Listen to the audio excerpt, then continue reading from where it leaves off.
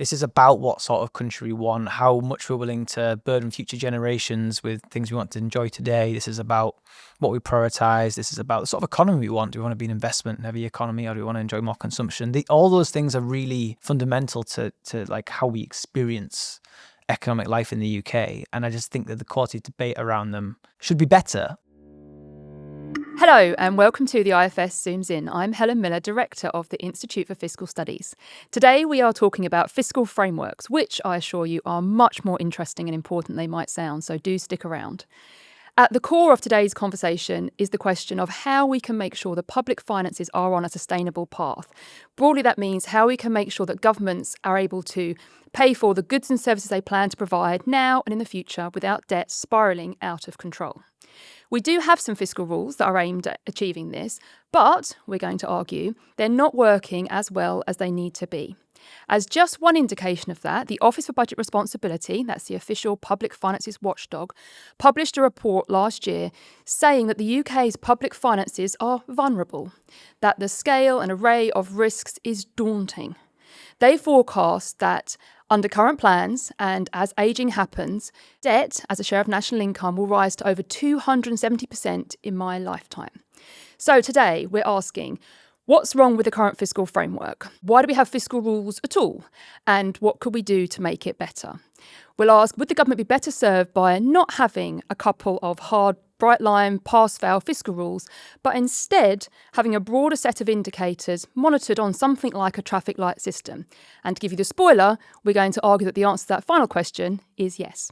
So to talk about all that and more, I'm delighted to be joined by my colleague, Ben Zaranko, who behind the scenes for the last, year or so, has been talking to anyone who's anyone in the fiscal world, maybe anyone who'll listen to discussions about fiscal policy, about how we can improve the fiscal framework. And we're excited today because that work is finally published, and therefore we can talk to all of you about it. So Ben, before we get to all the new stuff, let's start with the basics of what are fiscal rules. Fiscal rules are governments setting constraints on themselves where they say, I'm going to have usually a measure of borrowing or debt. We're going to keep that below a certain level. So it's a way of them saying, we are going to behave responsibly. And what we mean by that is we're not going to borrow too much, or we're not going to let debt increase too much. And they're typically, we operationalize them as numerical targets. So we're going to have this measure of borrowing at this level in this year.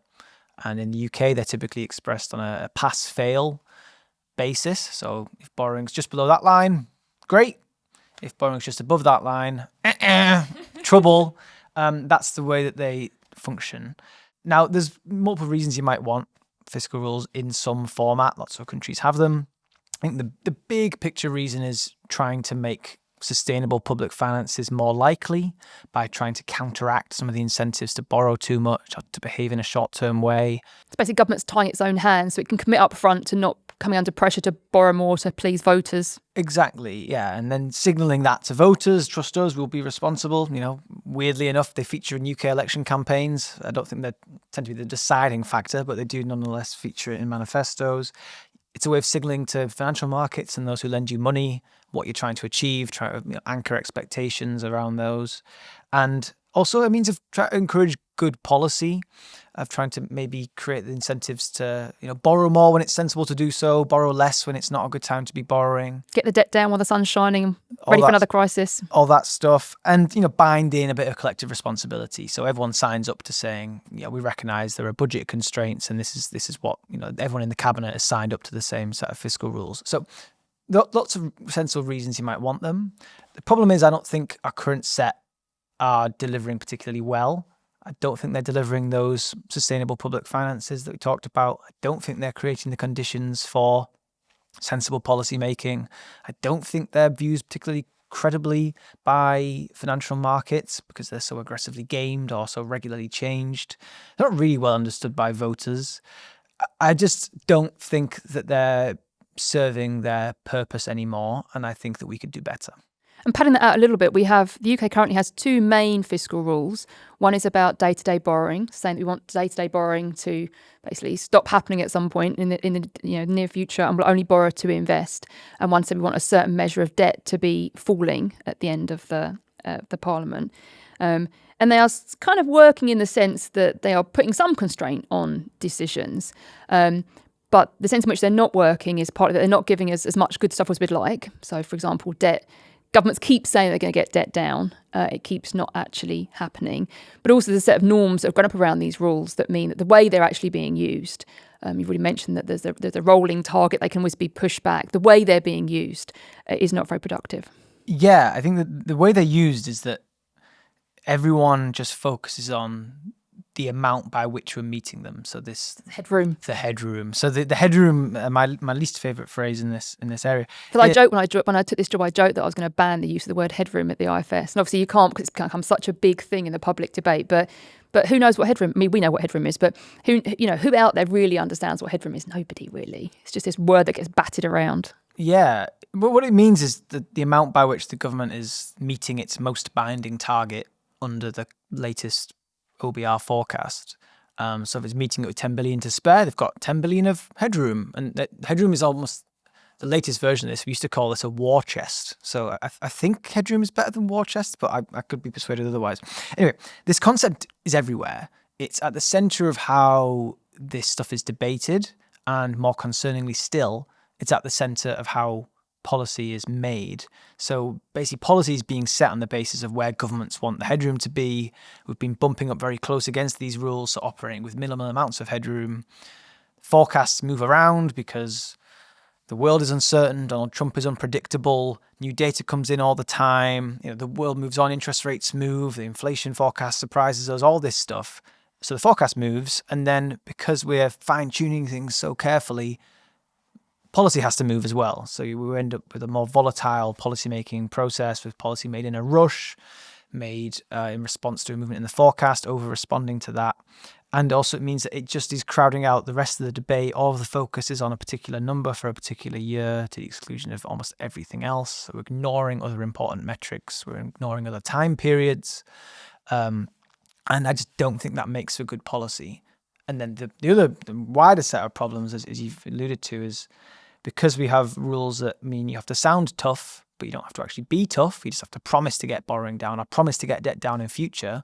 You're never required to actually do it. In fact, on that, there's a chart that I absolutely love that we should post for other people to see again, that the OBR created in the report I mentioned last year, which basically, I know you've seen, love too, Ben. They show you the path of debt that governments said they wanted to be on, which is kind of a up the hill and down again kind of hump. So debt was always going to rise in the next few years and it was going to come down again. What actually happened is that debt just kept marching upwards. So governments always say, yes, tomorrow we'll get debt down, never actually get around to doing it. It looks a bit like a claw. I mean, I'm aware that my hand manoeuvring at the moment doesn't translate well to podcasts. So those of you who aren't seeing the video, Ben is trying to recreate the graph with his fingers. It's a bit like, anyway, but it's very good at capturing the underlying problem, which is that we have rules where they make you sound tough, but you don't have to actually be tough. We just keep putting off the tough decisions. We keep saying, well, we're going to raise taxes or we're going to cut spending in future, but we never seem to get around to actually doing it. And so borrowing just keeps staying high, debt keeps rising. We're not in a fiscally sustainable position, I would argue. And so these plus a whole litany of other issues mean I just don't like how the current framework is working. And on that policy volatility point, it's worth underlying what that means in practice. I mean, the government is operating a tax system that brings in a lot of money, over £1 trillion, and it should be making decisions about how to design that system, for example, based on who it wants to tax, by how much, and how it wants to affect incentives. Should be big, long-run decisions, because a lot of the policies they change end up being in the system for generations to come. But rather than it being a careful, well-thought-through, long-term plan, we've seen too many times in recent years that at the last minute, because like you said, a forecast moves for completely run-of-the-mill reasons, just because these numbers are uncertain, they move around. Nothing really has changed in the world. Just a number on a spreadsheet has changed in a forecast. And suddenly, tax policy has just been yanked in a certain direction and then embedded for years to come. And that happens so frequently that policy is more volatile. That in turn has real effects, because when people and companies are making decisions and policy is moving all over the place, that makes them hold back from investment, for example, or change their behaviour. So there are real consequences to this point, that volatility in forecasts is just being put straight into volatility in policy. Yeah, I think that's particularly damaging in cases when it's speculation about business taxation, maybe, where they might be putting off hiring or investment decisions, or the speculation that's fueled by this headroom. No, there's always budget speculation, but the headroom stuff really does fuel it. Oh, the Chancellor might need to find an extra 3 billion and she's considering X, Y, Z. And therefore you've got people, cashing in their pensions because they're worried about changing the taxation of those. You've got people, really making important life decisions on the back of this. Now, some of this stuff will get resolved when the budget comes out, and the uncertainty does get resolved eventually, but it's just not a good place to be. It's also taking up just a huge amount of bandwidth. I mean, there are really important things for us to be debating, in these kind of policy circles, and instead we debate the headroom. And it's partly because the government is setting the tone here. The Chancellor has said, I've got these 2 rules. These are what matters. These are my ironclad rules. These are the things that overarching everything. And therefore, people, the media, follow that lead and they just focus on these 2 things. So even if in the background, the Treasury is thinking about a broader set of things, obviously a broader set of things matter, it all reduces down to this point about the headroom. And the debate becomes about the headroom and therefore not about something else. So even holding aside the direct damage of the policy volatility, it's brain space that could have been better deployed thinking about the solutions to some of these bigger problems. It also means that so much brain space gets devoted to how do we get that number for that measure of borrowing or debt to where we need it in 2029-30. Nothing else really matters. And so you have policy being designed, not based on, is it sensible policy that achieves our broader goals, but based on, does it have the right effect on borrowing in that year? You could see that in some of the recent pensions tax changes, arguably. You have asset sales sometimes being made in the 2010s because borrowing had to be below a certain threshold for a particular fiscal event in a particular year. So we sold off tranches of student loans, for example, arguably for less than they were worth because of the fiscal rules treatment. And I just think when you have that much heightened focus and attention on one particular metric in one particular year, it just produces the worst of the Treasury, basically. And so I think if we could switch that off, that would help too. Yeah. And I think part of this bad equilibrium that we've got ourselves into, it's also worth pointing out, includes the kind of asymmetry in how politicians respond to these headrooms. So forecasts move up and down. They're always going to move up and down. So we should be expecting that headroom will be higher and lower in some years. But we've seen persistently that when headroom's higher, it's treated like a war chest. Like you said, it's spent. But when it's lower, it's like, oh dear, we'll just borrow a bit more in the short run and we'll sort it out in the future. So it's not even that governments are, the norm around these rules are problematic. Yeah, as my old driving instructor, Kevin, used to say, it's a limit, not a target. And Kevin was right. And or to put it differently, so I was listening at some point last year to another podcast where one of the guests was a former special advisor in the Treasury, and they were talking about the run-up to some budget, and said something like, and then the forecast improved at the last minute and we had £10 billion in our pocket to spend. And, we were able to go out and do all these fantastic things. And that was a real highlight of my time there. And I had 2 thoughts. One is I need to write this down for my report. And the second one was, this is insane. This is just bonkers. This is not any sensible way to be responding to a movement in a really uncertain forecast for where interest rates and inflation are going to be in 3 years or whatever it was at that time. It's just bonkers. And we spend it whenever headroom increases. It's free money. And if then headroom decreases, either we game our way through the system by promising future spending cuts, or we just abandon the rules altogether because it's too difficult. And so we end up ratcheting debt ever higher. And it's just not a sensible place to be. And I think a lot of this is about, as you say, it's an equilibrium. It's about the norms that have emerged around the framework. It's not just about how it's written down in legislation. It's about how we put it into operation, how people behave around it, politicians, officials, the media, the wider ecosystem, the analysts in the city who make a living assessing where the headroom might be this week. All of that stuff is increasingly dysfunctional. And I think that we, rather than tinker around the edges, want to try to break out of it altogether. Yeah. We've moaned about this framework, but we should remember that actually it's still relatively recent in UK history that we have one. So it was 1997 where Gordon Brown brought in the kind of fiscal rules. Of course, governments before that were thinking about a lot of these things. Obviously, they were thinking about what should the deficit be, what should the borrowing be, why should we be doing that. But part of that fiscal rules was partly making things more transparent. It was the government saying, we're going to codify in some sense what we want to do and what we're trying to achieve, and try to tie our own hands, like you were saying, to stop some of the short-termism. And then that's evolved. We had the Office Budget Responsibility being put into place in the early 2010s. So I mean, I think you think, but I think that we're better off with a fiscal framework, a more transparent, written down fiscal framework than without one. Better than having the Treasury doing all of this in secret. But we also, as you said at the top, shouldn't think that because we've got one at the moment, that's the best we can do. We should try to not throw the baby out with the bathwater. There are some good things what we've currently got. We've got kind of a good setup in some sense. We've got the independent watchdog that does the forecast. The Treasury can't just thumb the numbers, and we've got some good elements of it. But we should be trying to sort of save what's good about it and improve the bits that aren't working. Yeah, I think that's right. I think the broad division of tasks between having the Treasury set policy and what the government's trying to achieve, and then having the forecasts produce independently has a lot to commend it. Though there's always things we might fiddle with. I think having a program of multi-year budgets for public services agreed on a sort of rolling basis with a spending review every 2 years, I think has a lot to commend it. I think it's good to consider all these things against each other and try and provide some budgetary certainty. I think there's a lot of strength to the UK framework. It's just that, fiscal rules were introduced in 1997. The Treasury has been trying to control government spending for a long time before that. Just in the immediate history before 1997, there were no such thing as pass-fail numerical fiscal rules, but the Treasury was keeping a really tight lid on spending. Before that, they had various other means of trying to do so, other frameworks, other devices.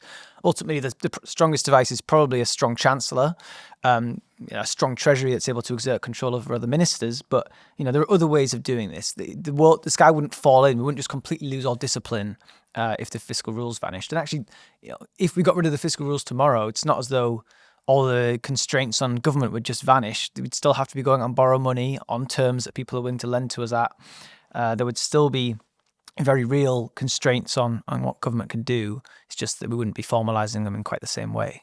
Another one you think we should set out before I let you reveal to the world your traffic light proposal is that, and I know that you and I agree on this, Ben, ultimately it is politicians that should be making, like elected politicians who should be making the big choices here. So this is not about farming out decisions to technocrats and experts, as much as we love technocrats and experts. The OBR being someone who monitors and collects data and forecasts is great, but ultimately it is for politicians to set down how they think they can manage the public finances, the choices they think they should make about borrowing and debt, and not to farm that out. And therefore, ultimately, there is no substitute for just a good chancellor who takes this stuff seriously and who wants to have sustainable public finances. And no fiscal framework is going to be a safeguard against a chancellor who doesn't care about that stuff and wants to and can get away with running them poorly. So the framework should be helping good chancellors, but it's not a substitute for politicians making good choices. Yes, the framework can only get you so far, right? Like if a government is determined to behave irresponsibly, it will find a way. It's not as though the current framework and the previous set of fiscal rules meaningfully constrained Liz Truss and Kwasi Kwarteng. There's other things that brought down that mini budget. I think it is really important, though, that these are political judgments, and I think there is a school of thought. There are people who are very, very, very convinced that the decision of how much to borrow should be taken out of the hands of politicians. That just like we let the Bank of England set interest rates, and that enjoys not universal but sort of widespread agreement that can produce good results. Some people think we should let a bunch of technocrats and nerds, like some version of Helen Miller, decide, chair some committee that that decides how much the government should be borrowing. Maybe the government has to do that. Maybe it can choose to disagree if it wants. But I'm really nervous about that. I really think that there is no right answer here. Often these judgments of how much you should be borrowing will depend on things like a judgment about how responsive you think the government should be to downturns, what the appropriate long-term debt level is. It'll depend on sort of judgments about intergenerational equity often. I just don't think those are things we should be taking out of politics. And, there are various sets of recommendations floating around in that direction, and they make me very uncomfortable. They make me nervous too. But I do think that what you do want is transparency over. The government should be telling voters ultimately what they want to do, what their plan is. People like us and the OBR should be scrutinising that and saying, is it a good plan? Is it going to achieve the aims they want it to achieve? And helping voters ultimately to determine whether they want that government or a different government. So on that, let's finally get to the new bit. So we've said that the fiscal framework currently is not a disaster. It's got some good elements. We should keep some bits of it. But fundamentally, it's not working, partly because it's policy volatility and the obsession and the lack of bandwidth for other stuff, but more fundamentally because it's not achieving sustainability. So instead, the government should ... It should at least consider whether it should do something else. So I've written down what I think the government should do. But again, going back to what I said earlier, this is not an area where there is a right answer. There is no such thing as a perfect framework. There are many reasonable objections to any framework that you might propose, and we should not try and hide away from those. But the thing I think that we should do is two big pillars of this. The first is, I think at the start of every parliament, the Chancellor should be expected to give a high-profile public speech, probably to Parliament, called something like a statement of fiscal strategy, or maybe something catchier. Something on par with a budget. Yeah, it should be. Big It should be flagship. seen as a big moment. It should be a bit like the Queen's speech where they set out the legislation. It should be like basically this is what this government thinks good fiscal policy looks like. Here is the broad direction of travel we want to go in. Here's what we're trying to achieve. Here's the principles that are going to guide that. Here's what you should assess us on. This is what we've been elected to do, and this is what we're going to deliver. So you shouldn't be saying this particular measure of debt is going to be at this particular level in this particular year. You should be saying, the broad direction of travel for this government is, for instance, we want to bring borrowing down so that we're borrowing only for investment in normal times. We think we should be broadly seeking to stabilise debt and prioritising investment or something. That could be what this government said, for example, and saying, we think we should be shifting the burden of taxation away from work and towards land and property, or we want to be reducing this sort of tax, or whatever it is, but without being too specific. Now, that's a narrow path to walk, but I think we could do it. There are examples internationally of places that try and do this. So that's the first thing. And then alongside that big set piece, I think that the Treasury should be saying alongside, okay, so with that high level direction of travel, here's the set of indicators that we want to be assessed and monitored against that are consistent with that. And they would specify what those might be. So you might think about some measures of borrowing, you might think about debt and debt interest. Those are some of the obvious ones. But you could also imagine if you're a government that really wants to prioritize investment, maybe you have a measure of investment spending in there. If you're a government that's really worried about our long-term pension liabilities and you want to make that a flagship part of your reform, maybe that goes straight in there. You could imagine measures of the riskiness of our debt. So what percentage of it is foreign owned, or what are our sovereign bond spreads relative to other comparable countries? Or you could imagine if you're a Conservative Chancellor who wants to shrink the size of the state, maybe you put in the rate of spending growth relative to GDP in there. You can imagine lots of different things consistent with a broad range of political priorities and contexts. But the point is the government of the day would set them. This is basically a list, right? There's a list of 5, 6, 7, 8 things that could be, like you said, day-to-day borrowing or the debt, a certain measure of debt. And then it says indication of what the government thinks should happen to that. So how quickly does it want that measure to change? At what point in time does it want it to hit a certain number or something like that? Yeah, so without sort of saying everything rides or dies, everything hinges on this particular measure being this particular level on this date.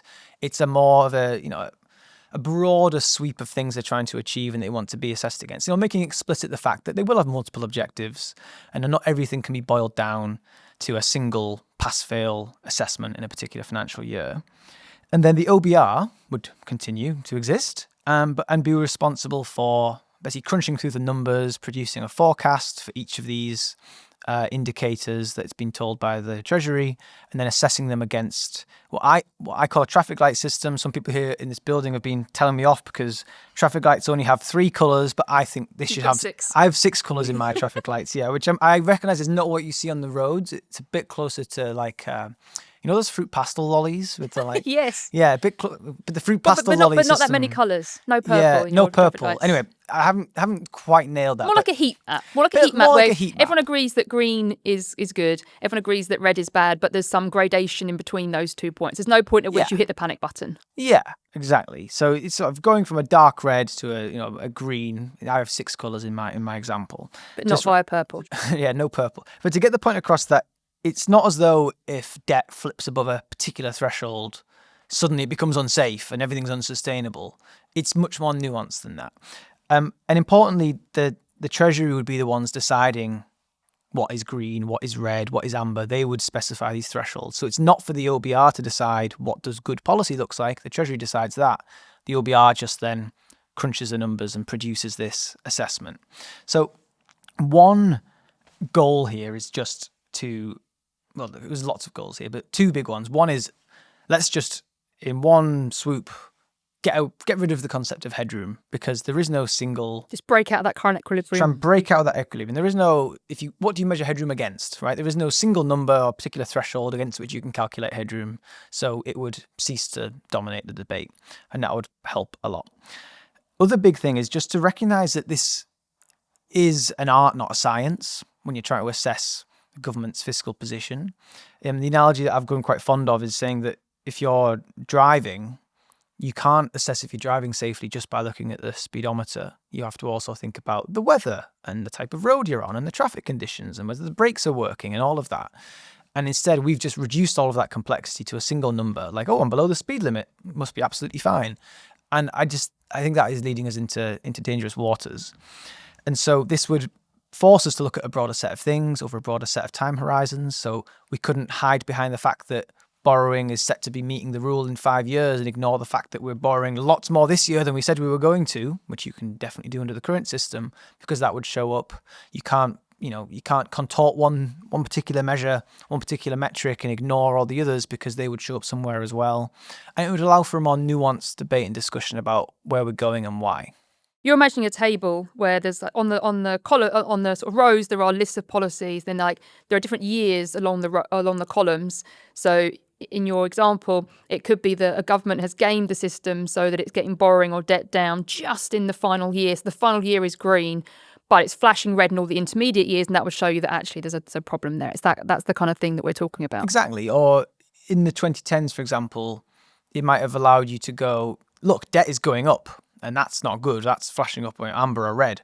But net debt interest costs, because interest rates are so low, are at historically low levels, and that's flashing green. So actually you could say now is a good time to be borrowing for investment because our interest burden is so low. Or, at the moment, you might look at our debt interest costs and go, wow, this isn't a good time to be borrowing. Or you might look at the fact that why have our sovereign bond spreads increased by so much relative to Germany and the US and France? It would force you to sort of have a bit more of a broader conversation rather than just this sort of facile, childish, headroom against the fiscal rules, therefore everything is fine, because I think that just misses a lot of important aspects. So I like this idea a lot, but let me play devil's advocate and kick the tyres on it a bit. And obviously we've been taking this on the road already a little bit, and we've got some, feedback on it. One of the challenges that regularly comes up is, won't this mean looser fiscal policy? So if the government has fiscal rules in part to stop the deficit bias, to stop the temptation to always borrow more to please voters today, at least with the current fiscal rules we have, people are laser focused on one number. It's easy to communicate. It's very salient. That can be a strong constraint. Once you've got a table full of 8 things, some things are green, some things are red, some things are orange. It just gets a bit harder to hold the government's feet to the fire. So, isn't there a danger here that we get looser fiscal policy, meaning more borrowing? Yeah, I do think it's a fair and reasonable concern, and if I'm being honest with myself, it's probably the thing I worry about most with this proposal as well. But I've thought about it a lot, and so I think there's a few things worth saying. The first is the intention here is very much still to keep a constraint and keep some discipline. I think there's multiple ways it could do that. The first is it makes it harder to ignore borrowing in the short term, because rather than so at the moment the fiscal rule says this measure of borrowing in 2029-30 has to be below a certain level in the forecast. And you can do that, as we did in November, even while borrowing more in the short term. And what the UK's got very good at doing is just borrowing more in the short term and then promising to borrow less in the medium term, playing that on repeat and wondering why our debt keeps going up. So it would be impossible to ignore that in-year borrowing number, which is actually what matters most for financial markets anyway. So that's one thing. Second thing is, it's possible that, I think even likely that, flipping over into failing your fiscal rules is more of a thing a chancellor would worry about than flipping from amber into red or something like that. But I think that because you might have, say, 4 or 5 of these things that are all at risk of getting worse, in order to be safe on all five, the Treasury find it hard to predict where the OBR is going to land just on one borrowing number. Imagine trying to predict where they're going to land on 5 different metrics. To be safe, you might actually want to be more prudent and leave yourself more of a buffer. So it might prevent this magnet effect thing of bumping them right up against the constraint, borrow up to the very maximum. You might actually want to be more prudent in order to keep more space. It also matters the moment we obsess about headroom, this would make it harder to ignore the question of headroom against what. Which one of these things in which years? Exactly, yeah. You could set an incredibly loose fiscal rule and then keep headroom against it, but you'd still be running very loose fiscal policy. So this would actually force you to look at what level debt is at, for example, or where your debt interest costs are. You can't ignore all those things forever. And ultimately the bond market will remain as the constraint on government policy in the extreme. The Treasury found ways to control spending and tackle deficit bias before 1997 and could probably find ways to do so again. But ultimately, even if you don't buy any of those arguments and you still think eventually the Treasury would find a way to abuse this and it would lead to looser policy, maybe, but I still think that's not a killer blow to this proposal because that's a cost that you'd have to balance and weigh against potential benefits. So potentially we might ever so slightly looser policy, but we'd be getting much more sensible, rational policy making on the other side of the equation, and plus other advantages in my view, and you have to weigh those against each other. So there's a judgment to be made. Different people might reach different ones. It's also worth reminding people that in recent years, governments have been running looser policies than they, in some sense, originally wrote down because of this point about you change the rules and bad stuff happens or you push things back. So in some sense, the current system has ended up being looser as well. And it also, as I said earlier, matter what the Chancellor originally picked. So a Chancellor could pick a set of indicators that actually were pretty tough, right? You could pick a borrowing rule that actually was going to start to flash amber long before the headroom was anywhere close to zero. So I don't think it necessarily needs to be looser, even if it possibly would be. But going back to put my devil's advocate hat on, it's also clearly more complicated than what we've got currently. Yeah. So there's a question there about, does it make scrutiny harder? Of course, it could be easier because it's more transparent, but it could be harder. And I think one version of that concern is, does it make it harder to have discipline around the cabinet table? So the Treasury, one of the reasons they like fiscal rules is because there's kind of a single number that unites people around. We can't do something. There's a hard constraint, and that helps them do spending constraints. So what's your rebuttal to that? It's clearly more complicated, but I think that has downsides, but also this is inherently a complicated, nuanced area. And at the moment, what we do is we boil down all of that complexity to a single pass-fail rule, which then dominates the debate and all sensible discussion about it. So I don't think it would necessarily be a bad thing if people covering this were no longer able to boil down an incredibly nuanced question to, headroom of 10 billion is now headroom of 22. And I think that would have advantages. It might make it more difficult to communicate. A few things. The public already don't understand the fiscal rules. All the polling suggests they don't have a clue what they are. My guess is that nobody knows what the headroom is. I'm not even sure that the bond market analysts responsible for calculating this stuff really know exactly how they work. They're changed too often. If you had something like the German constitutional debt break, or you had, I think in Sweden they managed to keep the same fiscal rule for 20 plus years, you might have it seep through into wider understanding. But we're not in that place, so there's not much understanding to actually lose there. I think financial markets are, and the analysts within are paid enough to be sophisticated enough to try and make sense of this. It should be their job. You might add to the risk of some sort of coordination failure, a few more surprises, potentially, if you think that you're not all coordinating around exactly where the headroom is going to be.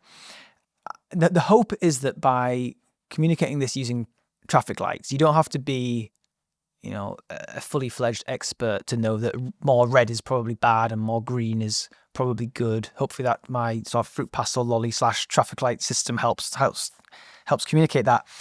And then even my kids could get that. I think we're safe on that. People know that green is better than red. What do you mean even your kids? Well, they're tiny. Okay, fine. As even my children, as opposed to the adults who might be engaged in this debate. Fine. Well, maybe when they... Not my kids compared to other kids. Okay. I was wondering. Then I guess in terms of what it means for the cabinet and whether this is a simple enough thing to bind in collective responsibility, I think that's why the big statement at the start of the Parliament matters. It's about sort of everyone signing up to this is where we're trying to go and here's what we want to do, here's what we want to achieve. And then if you are particularly concerned about keeping a lid on spending growth, which is where the Treasury has most direct control generally, there's two things. One is you can put a measure of spending growth directly in and say if it goes above 2% or 2.5% or 3% or whatever, it'll start flashing red. That at least, well, we can't give you that extra money for defence because it'll affect our spending growth number. And the second thing here is that you can stick with our current process of having a spending review every 2 years where you trade off different departments' needs against each other. And what we did last year was we concluded that outside of the budget process. It concluded in the summer, whereas the budgets were held in the spring and the autumn. And what that meant was that the envelope, the overall pot of money available, was fixed. And the Treasury said, well, we can't change that because we're not doing it at a budget. And that helped, I think. It helped them stay within their total. Even it was quite tricky, and there was some furious briefing from various departments about how unhappy they were. They did conclude what was quite a tricky spending review on time, more or less on time. And that worked. And you could keep that within a traffic light framework. You needn't abandon that. So I guess the point is the Treasury has other means of trying to bind in collective responsibility and keep a lid on spending. I think it comes back to this point, doesn't it, that ultimately it's politicians that should choose this stuff. And they have, whatever rules they write down, a big scope to do what they want to do in some sense. So a chancellor that is determined to do something, to run a loose or fiscal policy, or a government that wants to increase spending is going to do that, whatever rule they write down, really. And therefore, we shouldn't really think that having one rule makes it all okay. It doesn't. And if anything, like you said, I mean, I agree with you that actually having a broader set of indicators, it's more likely that, again, assuming you've written down a decent set at the start, and obviously that there's be a role for scrutiny there from people like us and others to make sure that actually the original set was going to lead to good outcomes. But yeah, it's going to be harder to manipulate all the numbers so that they're all flashing green. There'll be some red somewhere, and that will sort of shine a light on the thing that needs to be talked about and scrutinised in public. So yeah, I'm agreeing with you. I don't think it need to be the case that because we're looking at not just the speedometer, we're looking at out the window and we're looking out the rear view mirror in your driving analogy, that we forget to look at the speedometer as well. Yeah. And I think this is the most naive bit of my hopes around this, but I think that it could create the conditions or the space for politicians to actually present the public with a grown-up argument and actually say, look, this is going to be hard. We're going to have to sacrifice on this and this, but in return, we're going to achieve that. Here's where we're trying to get to. Actually, treat them as adults and say, look, that one isn't looking good. I know that's flashing red, but that's because of this. I'm going to get it back on track. And actually, I think we're okay because of this and this. Like at the moment, I just think our debate is reduced to the sort of the barest bones of the Treasury response to every story is the fiscal rules are non-negotiable. We increased headroom and it's ironclad. And it's like, yes, but sometimes there are other things to be said. And there are other ways to defend your conduct and your approach and to explain it and to secure credibility than hide behind one particular numerical pass-fail rule. And I think that, if we want politicians to, engage with the public on, and be level with them about some of the challenges and opportunities we face, then I think I think that's the most exciting thing about this whole proposal, actually. It's the increased transparency around what the real issues are. Like you said, there are going to be choices. There's not one easy path to sustainable public finances. There are big challenges coming down the track, whether you think about ageing or healthcare costs or whatever else, or pension costs. We have big society-wide choices to make about what should the government do? How should they fund it? What's the burden between current taxpayers and future taxpayers? And all those kinds of things. That should be for voters to be discussing and hashing out and deciding what they want. A debate that's reduced to a single number, if anything, I think gives a false sense of security. Like, it's okay because the government's meeting its fiscal rules and they think it's okay, therefore. And it's like, it's not okay. It's not okay because we don't have a plan that means our finances are sustainable into the medium run. And we're not having a debate about it because look at last year. All the debate last year, all the speculation was about what will Rachel Reeves do in the budget? How will she increase her headroom a bit? Can she increase this tax to make this amount of money? It just all seems so trivial in comparison to the big choices we have. I think if we can get something, like we said, break out of the equilibrium, get something that is a broader set of indicators that, people should be expecting to have more nuanced, more detailed debates about a set of different things, not just the borrowing and the debt, but other things as well, in order to have that debate about what should we do, what choices do we want our officials to be making on our behalf. So I think that's one of the most promising things about this. We can get to a point where people expect of their leaders to be having more nuanced conversations than just a headroom number. I think that could be a good move. And I think a lot of this conversation happens behind the scenes, right? The government obviously aren't setting policy just on the basis of two numbers. Like they rightly worry a lot about, for example, the amount of government debt we'll be issuing this year. That's what a lot of the bond market cares about. But that doesn't show up anywhere. So that might be affecting decision making behind the scenes, but it's certainly not showing up in the fiscal framework at present. So some of it's just bringing that out into the open and actually making that explicit and formalizing that and trying to make that part of the debate. I think the other thing is that the hope and the intention behind this is that it should be robust to different governments with slightly different preferences and different objectives and different things they want to prioritize. Hopefully it'd be more robust to the framework itself could be robust to shocks, even if you might want to change. Something comes along that completely changes the picture, you might want to reassess and recalibrate, but the overall underlying framework should hold up. And I don't think it'll last. I think anything left in place long enough, the Treasury is full of smart people who are basically paid to try and abuse it. That's the day job. And if you leave it in place long enough, maybe they'll find ways to abuse this as well. Or maybe they'll love it. Maybe they'll realise Or maybe actually they it makes the Treasury stronger and more productive, and they'll just bed it in forever. Now you sound naive. But that's a good point. But maybe sort of talking about how do we get from here to there? Because what we should have said at the start is that we are not proposing that the government should drop what it's currently got and implement this anytime soon, certainly not in the upcoming spring statement. This is really a much bigger look forward to say, what usually happens is that a new government comes in behind the scenes, often in a hurry. They scrabble together some new fiscal rules. There's one about borrowing, there's one about debt. It gets announced on the world and then things go forward. Instead, we're saying that people should be thinking now about what a decent future fiscal framework could look like. Ideally, from my point of view, having this debate out in the open between, as we go into the next election, what are the big political parties? Like, what would be the pillar one of their plan? What would be their big statement? What do they think should be happening to fiscal policy? Put those decisions in front of people and kind of getting ready for this debate from a position of strength. But neither of us think this is about doing this year, next year. Yeah, right. I don't think now is the right time to just drop our current system and immediately replace it with a new one. I think partly that's about the UK being in not particularly strong fiscal position right now. The fact that perceptions and signals matter, where if you were to replace this and have it looking like you're just using it as an excuse to try and borrow more, that is going to be reflected in the price at which you're able to borrow, which then feeds through very quickly to interest costs and all the rest of it. So I think that you should do this probably gradually. I think I would run two systems in parallel for a bit so that people can get used to it and you can iron out issues with how this works and the presentational detail. Practice communicating it and then transition at some point in future once you've ideally, established more of a reputation for credibility and maybe brought borrowing down to something closer towards like primary balance or current budget balance. I think that would be the right context for it. But as you say, when I talk to MPs and people in around the space, there tends to be a general bit of a sense of disgruntlement and being a bit unhappy with how the current framework works. Now, partly that's just people who wish they could borrow more for their pet project or wish that they weren't constrained and fine. But I think there's also a sense of this doesn't feel like it's working as well as it should.